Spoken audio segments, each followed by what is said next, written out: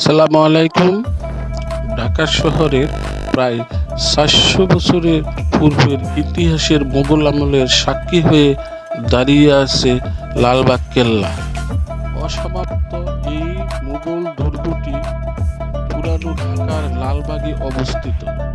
প্রতিদিন দেশি বিদেশি অনেক পর্যটকের পদচারণায় মুখরিত হয়ে ওঠে এই মুঘল দুর্গটি। আজকে আমরা দেখব লালবাগ কেল্লা কি আছে, এর ইতিহাস এবং যাওয়ার উপায় এবং এর ইতিহাস সম্পর্কে জানব।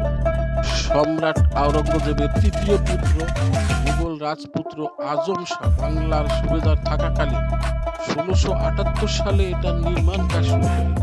তিনি বাংলায় ১৫ মাস ছিলেন।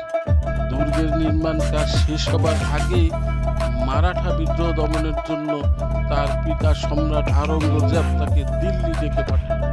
এ সময় একটি মসজিদ ও দরবার হল নির্মাণের পর দুর্গ নির্মাণের কাজ থেমে যায়।